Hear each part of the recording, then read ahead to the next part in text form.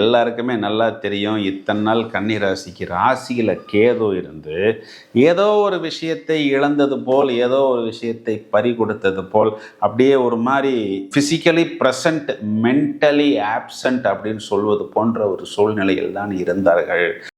வக்ர சனியின் உக்கிர பார்வையாக வருவதனால் கன்னி ராசிக்காரர்கள் கொஞ்சம் கூடுதலான கவனம் எடுத்துக்கொள்ள வேண்டும். எந்தெந்த விஷயம் அப்படின்னா தான் இந்த கன்னிராசிக்காரர்கள் ரொம்பவும் கூடுதல் கவனம் எடுத்துக்கொள்ள வேண்டும். வாகனங்கள் முக்கியமான விஷயத்துக்கு போகும்பொழுது என்ன ஆகும்?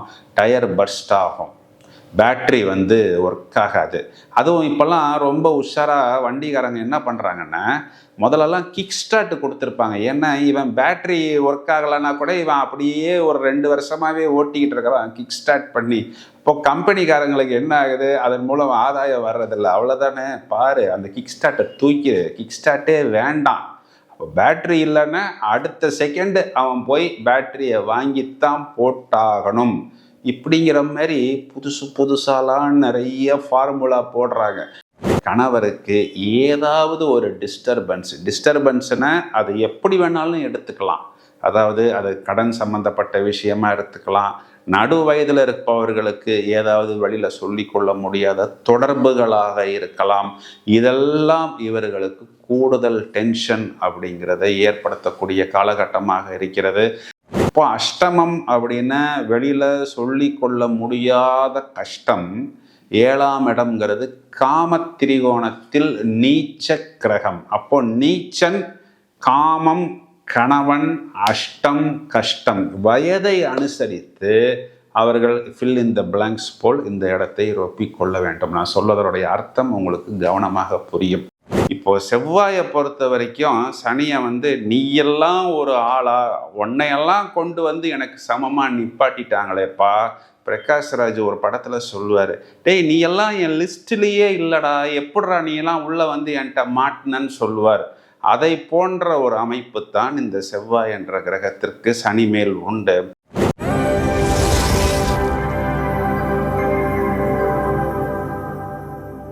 கன்னிராசியை எடுத்துக்கொள்வோம். கோச்சாரத்தில் சனி, செவ்வாய் என்ற 2 கிரகங்கள் ஒன்றுக்கொன்று நேர் எதிராக சமசப்தம பார்வையாக 180 டிகிரி ஆஸ்பெக்ஷனில் 2 கிரகங்களும் பார்ப்பதற்கு இருக்கிறது.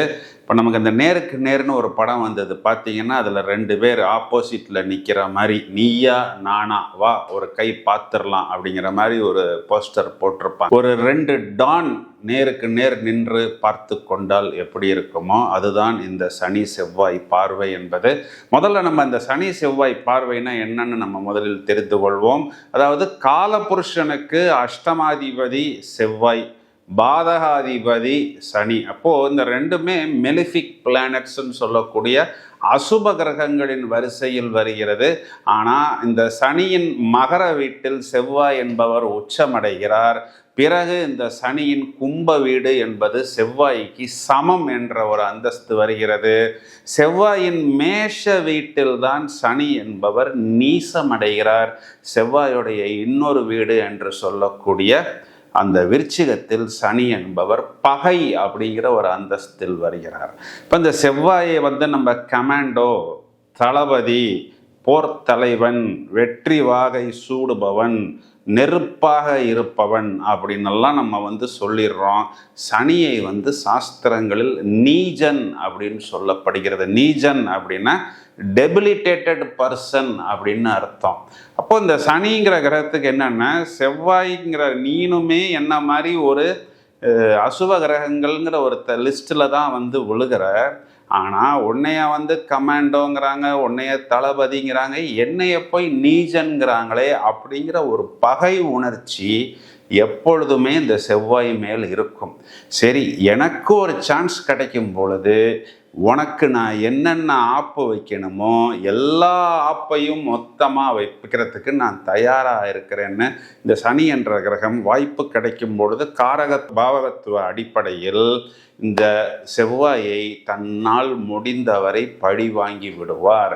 இவங்க 2 பேருடைய இந்த பிரச்சனைங்கிறது ஒரு முடிவில்லா பிரச்சனை, ஒரு கன்க்ளூஷனே இல்லாத பிரச்சனை. இப்போ செவ்வாங்கிறது நெருப்பு, சனிங்கிறது வந்து காற்று. நெருப்பு ஒரு இடத்துல எரிஞ்சுக்கிட்டு இருக்கும்போது காற்று வந்து என்ன பண்ணும்னா அந்த நெருப்பை அணைப்பதற்கு முயற்சி பண்ணும். ஆனால் என்ன நடக்கும் அப்படின்னா காற்று அடிக்க அடிக்க நெருப்பு என்பது அந்த இடத்தில் கொழுந்து விட்டு எரிந்து கொண்டே இருக்கும். இப்போ செவ்வாய்ங்கிறது காவல்துறை அதிகாரிகளை வந்து குறிகாட்டக்கூடிய கிரகம். இவங்க ரொம்ப கஷ்டப்பட்டு உயிரை பணையம் வச்சு ரொம்ப ரிஸ்க் எடுத்து ஒரு பிரச்சனையான நபர்களை கொண்டு வந்து கோர்ட்ல நிப்பாட்டுவார்கள். சனி என்பது அங்கு வாதாடக்கூடிய வக்கீல்களை குறிகாட்டக்கூடிய கிரகம். அந்த வக்கீல்கள் வந்து அந்த ஒரு விஷயத்தை எப்படி வேணாலும் மாற்றக்கூடிய சக்தி, வாதாடக்கூடிய திறமையில் அவர்களுக்கு உண்டு. அப்போ என்னாகும், உள்ளுக்குள்ளறையே ஒரு கோல்டு வார், நீயா நானா அப்படிங்கிற மாதிரி இருந்து கொண்டே இருக்கும். செவ்வாய்ங்கிறவர் வந்து எதுவாக இருந்தாலும் ஓப்பன் டாக், உண்டு இல்லை, வெட்டு ஒன்று துண்டு ரெண்டு. சனி என்பவர் ரொம்பவும் பொறுமையாக நிதானமாக யோசித்து ஒரு மாதிரி ரிசர்வ்டாக, சில நேரங்களில் இன்ஃபீரியாரிட்டி காம்ப்ளெக்ஸாக கூட நடந்து கொள்ளக்கூடிய நபர். இப்போ செவ்வாயை பொறுத்த வரைக்கும் சனியை வந்து நீயெல்லாம் ஒரு ஆளா, உன்னையெல்லாம் கொண்டு வந்து எனக்கு சமமாக நிப்பாட்டிட்டாங்களேப்பா. பிரகாஷ்ராஜ் ஒரு படத்தில் சொல்லுவார், டேய் நீ எல்லாம் என் லிஸ்ட்லேயே இல்லைடா, எப்படிடா நீ எல்லாம் உள்ளே வந்து என்கிட்ட மாட்டினன்னு சொல்லுவார். அதை போன்ற ஒரு அமைப்பு தான் இந்த செவ்வாய் என்ற கிரகத்திற்கு சனி மேல் உண்டு. இப்போ கோச்சாரத்தில் 29/7, அதாவது ஜூலை மாதம் கடைசி முதல் 13/9 செப்டம்பர் 13ஆம் தேதி வரை இந்த 2 கிரகங்களும் நீயா நானா என்று பார்த்து கொள்ள இருக்கிறது. ஆனால் இந்த பலனை நம்ம ரொம்பவும் நுணுக்கமாக கவனிக்கணும். ஏன்னா இந்த நேரத்தில் கோச்சாரத்தில் சனி என்பவர் வக்கர நிலையில் இருக்கிறார். அப்போ சனிங்கிறவர் வந்து ரொம்ப ஸ்லோவாக விட்டு கொடுத்து ரிசர்வ்டெல்லாம் இருக்க மாட்டார். நீ ரஃப்பா நானும் ரஃப்பு, நீ டஃப்பா நானும் டஃப்பு, நான் உனக்கு ஈக்குவலாக மோதுவதற்கு தயாரான நிலையில் இருக்கிறேன் அப்படிங்கிற ஒரு அமைப்பில் தான் இருக்கிறார். இதைத்தான் வக்கர சனியின் உக்கிர பார்வை செவ்வாயின் மேல் வந்து விழுகிறது. இது ஆண்களுக்கும் பெண்களுக்கும் பலனை நாம் நுணுக்கமாக பிரித்து பார்க்கணும். ஏன்னா பெண்களுக்கு செவ்வாய்ங்கிறவர் வந்து கணவனை குறிகாட்டக்கூடியவர்.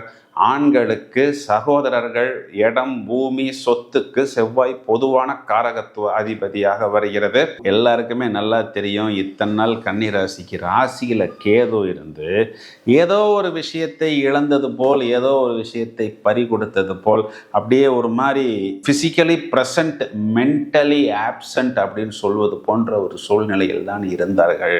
இப்போ இந்த காலகட்டங்களில் இவர்களுக்கு இது நாள் வரை 11ஆம் இடத்தில் செவ்வாய் நீசமடைந்திருந்தார். பிறகு 12ஆம் இடத்தில் இருக்கிறார். இப்பொழுது ராசிக்கு வரக்கூடிய காலகட்டங்களில் இவர்களுக்கு 7ஆம் இடத்தில் இருக்கக்கூடிய அந்த கண்டச்சனி ராசியில் இருக்கக்கூடிய செவ்வாயை பார்க்கிறார். இப்போ ராசியில் செவ்வாய் வந்தாலும் கண்டம்தான், 7ஆம் வீட்டில் சனி இருந்தாலும் அதையே வந்து மூல நூட்களில் கண்டச்சனின்னு தான் சொல்கிறாங்க. அப்போது ராசியில் இருக்கக்கூடிய செவ்வாயை சாட்டர்ன் பார்க்கிறது. அதுவும் வக்கர சனியின் உக்கிர பார்வையாக வருவதனால் கன்னி ராசிக்காரர்கள் கொஞ்சம் கூடுதலான கவனம் எடுத்துக்கொள்ள வேண்டும். எந்தெந்த விஷயம் அப்படின்னா, லக்னம் ராசி. இப்போ ராசியில் இருக்கக்கூடிய செவ்வாய்ங்கிறது தலையை குறிக்கிறது. ஃபஸ்ட்டு இவர்கள் எங்கே போனாலும் ஹெல்மெட்டு தான். சார் நீங்கள் சொல்கிறத பார்த்தா நான் தூங்கும்போது கூட ஹெல்மெட்டு போட்டுக்கணுமா சார் அப்படின்னு அதையும் அப்படியும் கூட எடுத்துக்கொள்ளலாம். ஏன்னா இவர்களுடைய தலையை இவர்கள் எப்பொழுதும் ரொம்பவும் பத்திரமாக பார்த்து கொள்ள வேண்டும். அதாவது இது ஒரு ஃபிசிக்கலாக மட்டும் நான் சொல்லலை. இந்த மைக்ரைன் இருக்குது, எனக்கு சில நேரங்களில் தலையில் வந்து இந்த ஒத்த தலைவலி வருது, இது எதுக்கு வருதுன்னே தெரியல, இதனால் கண்கள் சிவப்பாகுது, தலையில் தானே கோபம் நமக்கு ஜாஸ்தி வருகிறது, இதெல்லாம் நாம் கூடுதல் கவனம் எடுத்துக்கொள்ள வேண்டும். குறிப்பாக இந்த சாட்டர்ன்கிறவர் இங்கு 6ஆம் வீட்டுக்கு அதிபதியாக வருகிறார். அப்போ 6ங்கிறது யார்? நமக்கு கடன் கொடுத்த நபர்கள். அவர்கள் நமக்கு ஃபோன் பண்ணி நம்மை டென்ஷன் படுத்துவார்கள். எப்படி படுத்துவார்கள்னா, கடனை அடைச்சிருப்போம், அந்த என்ட்ரியை இஎம்ஐ என்ட்ரியிலேயே விழுந்திருக்காது, நம்ம ஏதோ அவுட்ஸ்டாண்டிங் கொஞ்சம் அமௌண்ட்டு தான் இருக்குதுன்னு நினச்சிக்கிட்டு இருப்போம். சார் உங்களுக்கு பெரிய அவுட்ஸ்டாண்டிங் இருக்குது சார், சிபிலில் போட்டுருவேன் சார், நான் வந்து அட்வொகேட் நோட்டீஸ் அனுப்புவேன் சார், நான் கடனே வாங்கலையே தம்பி. சார் நீங்கள் கேரண்டராக யாருக்கோ எப்போ கையெழுத்து போட்டிருக்கிறீங்க சார், அது அவர் அடைக்கலை சார், உங்கள் மேலே வந்து விழுகும் சார் அப்படின்னு நம்மை டென்ஷன் படுத்துவார்கள். இதெல்லாம் நம்ம ரொம்பவும் கூடுதல் கவனம் எடுத்துக்கொள்ள வேண்டும். அதுவும் தவிர நம்ம ரொம்ப நாளைக்கு அப்புறம் இப்போ நமக்கு ஒரு வெற்றி கிடைக்கக்கூடிய ஒரு சூழ்நிலை என்பது ஏற்படுகிறது. ஏன்னா நமக்கு இப்போ இந்த காலகட்டங்களில் 9ஆம் அதிபதி சுக்கிரன் 10ஆம் வீட்டில் இருக்கிறதுனால ஒரு ஸ்பீடு பிடிப்போம். அப்போ அந்த ஸ்பீடில் நம்ம கண்ணு தெரியாமல் தாறுமாறாக முயற்சிப்போம். சில நேரத்தில் அந்த ஸ்பீடில் நம்ம வந்து கோபப்படுவோம், சில வார்த்தைகள் வெடித்து விடும். அப்போது இதனால் பிரச்சனைகள் என்பது கொஞ்சம் கூடுதலாக வரும். நீ பேச நான் பேச அப்படிங்கிற பிரச்சனை கூடுதலாக வரும். 6ஆம் இடம் என்பது நாம் வேலை செய்யக்கூடிய இடம். இப்போ 6க்குரியவன் 7ல் இருக்கும் பொழுது நாம் வேலை செய்யக்கூடிய இடத்துல கூட நிறைய பிரச்சனைகள், நிறைய ஈகோ கிளாஷ் என்பதெல்லாம் கார்ப்பரேட்டில் ரொம்பவும் அசால்ட்டாக ஈஸியாக வருகிறது. இதனால கூட நான் டிப்ரெஸ் ஆகிட்டேன், நான் டென்ஷன் ஆகிட்டேன், நான் வந்து இதுக்கு கூட இந்த டிப்ரெஷன் டேப்லெட் எடுத்துக்கொண்டிருக்கிறேன், ஆனால் வேலையை விட முடியவில்லை, ஏன்னா எனக்கு இஎம்ஐ நிறைய இருக்குது, மாதம் பிறந்தா நான் இவ்வளோ ரூபா கட்டணும், என்னென்ன லோன் இருக்கோ அது எல்லா லோனையும் வாங்கி நான் லோல் படுகிறேன்னு சொல்லக்கூடிய நபர்கள் நிறைய பேர் கன்னி ராசியில் இருக்கிறார்கள். ஏன்னா இந்த கன்னிங்கிறதே காலபுருஷனுக்கு 6ஆம் இடமாக வருகிறது. இப்போ அடிப்படையாகவே இந்த கடனில் நான் அடிக்ட் ஆகிட்டேன் அப்படின்னு சொல்லக்கூடிய நபர்கள் தான் இந்த கன்னி ராசிக்காரர்கள். ரொம்பவும் கூடுதல் கவனம் எடுத்துக்கொள்ள வேண்டும். வாகனங்கள் முக்கியமான விஷயத்துக்கு போகும்பொழுது என்ன ஆகும், டயர் பர்ஸ்ட் ஆகும், பேட்ரி வந்து ஒர்க் ஆகாது. அதுவும் இப்போல்லாம் ரொம்ப உஷாராக வண்டிக்காரங்க என்ன பண்ணுறாங்கன்னா, முதல்லலாம் கிக் ஸ்டார்ட் கொடுத்துருப்பாங்க. ஏன்னா இவன் பேட்ரி ஒர்க் ஆகலைன்னா கூட இவன் அப்படியே ஒரு 2 வருஷமாகவே ஓட்டிக்கிட்டு இருக்கிறான் கிக் ஸ்டார்ட் பண்ணி. இப்போ கம்பெனிக்காரங்களுக்கு என்ன ஆகுது, அதன் மூலம் ஆதாயம் வர்றதில்லை, அவ்வளோதானே. பாரு, அந்த கிக் ஸ்டார்ட்டை தூக்கி, கிக் ஸ்டார்ட்டே வேண்டாம். அப்போ பேட்ரி இல்லைன்னா அடுத்த செகண்டு அவன் போய் பேட்டரியை வாங்கித்தான் போட்டாகணும். இப்படிங்கிற மாதிரி புதுசாலாம் நிறைய ஃபார்முலா போடுறாங்க. இந்த மாதிரி சூழ்நிலை எல்லாம் நமக்கு ஏற்படும். கூடுதல் கவனம் அப்படிங்கிறத எடுத்துக்கணும். இங்கு பெண்களை பொறுத்தவரை என்ன ஆகுது அப்படின்னா, செவ்வாய் வந்து சகோதர காரகனா பொதுவாகவே கன்னி ராசிக்கு வருது, கணவனா வருது. அதையும் தவிர 6ஆம் இடத்து அதிபதி இங்கு செவ்வாயை பார்ப்பதனால் அது இவங்களுக்கு நீச்சனா வர்றதுனால வேலை செய்யக்கூடிய இடங்கள்ல கணவருக்கு ஏதாவது ஒரு டிஸ்டர்பன்ஸ்னா அது எப்படி வேணாலும் எடுத்துக்கலாம். அதாவது அது கடன் சம்பந்தப்பட்ட விஷயமா எடுத்துக்கலாம், நடு வயதில் இருப்பவர்களுக்கு ஏதாவது வழியில் சொல்லிக்கொள்ள முடியாத தொடர்புகளாக இருக்கலாம். இதெல்லாம் இவர்களுக்கு கூடுதல் டென்ஷன் அப்படிங்கிறதை ஏற்படுத்தக்கூடிய காலகட்டமாக இருக்கிறது. சகோதரர்களுக்கும் கணவருக்கும் ஏற்படக்கூடிய சில கருத்து வேறுபாடு. ஏன்னா இங்கு மார்ஸுங்கிறது 3ஆம் வீட்டுக்கு அதிபதி சகோதரராக வந்துடுதா, 7ஆம் வீட்டில் கணவனை குறிகாட்டுகிறதா. இப்போது வெளியில் சொல்லிக்கொள்ள முடியாத நிறைய பிரச்சனைகள் ஏற்படும். ஆஃபீஸில் இவர்களுக்கு ஏற்படக்கூடிய டென்ஷனை இவர்கள் வீட்டில் வந்து வெளியே காண்பிக்க வேண்டிய ஒரு சூழ்நிலை. ஏன்னா கன்னிராசிக்கு மார்ஸுங்கிறவர் அஷ்டமாதிபதியாகவும் வந்துடுறாரு. அப்போ அஷ்டமம் அப்படின்னா வெளியில் சொல்லிக்கொள்ள முடியாத கஷ்டம். 7ஆம் இடம்ங்கிறது காம திரிகோணத்தில் நீச்ச கிரகம். அப்போ நீச்சன், காமம், கணவன், அஷ்டம், கஷ்டம். வயதை அனுசரித்து அவர்கள் ஃபில் இன் த பிளாங்க்ஸ் போல் இந்த இடத்தை ரொப்பிக்கொள்ள வேண்டும். நான் சொல்வதனுடைய அர்த்தம் உங்களுக்கு கவனமாக புரியும். ரொம்பவும் கேர்ஃபுல்லாக அவர்கள் எல்லா விஷயத்தையும் பார்த்து கொள்ள வேண்டும்.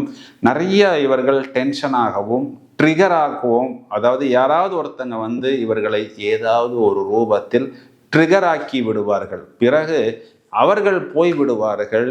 இவர்கள் பர்ஸ்டாக வேண்டிய ஒரு சூழ்நிலை என்பது கண்டிப்பாக ஏற்படும். இது அரசாங்கம் சம்பந்தப்பட்ட விஷயத்திலும் கூடுதல் கவனம். ஏன் அப்படின்னா இங்கே செவ்வாய்ங்கிறவர் வந்து முதல்ல சூரியனுடைய நட்சத்திரத்தில் தானே வராரு.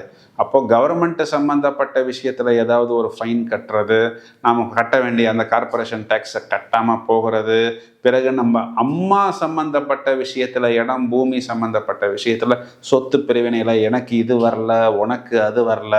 பிறகு செவ்வாயுடைய நட்சத்திரத்தில் செவ்வாய் போகும் பொழுது நம்ம சிஸ்டருக்கு நிறையா கொடுத்துட்டாங்க, தம்பிக்கு நிறையா கொடுத்துட்டாங்க, தங்கச்சிக்கு அக்காவுக்கு கொடுத்துட்டாங்க, நம்மை கவனிக்கவில்லை, இந்த மாதிரி பிரச்சனைகள்லாம் வரும். இப்போ என்ன பண்ணலாம் அப்படின்னா, முக்கியமான விஷயங்கள் எல்லாத்தையுமே ஒரு 48 நாள், அதாவது செப்டம்பர் 15 தேதி வரை தள்ளி போடுவது தான் புத்திசாலித்தனம்.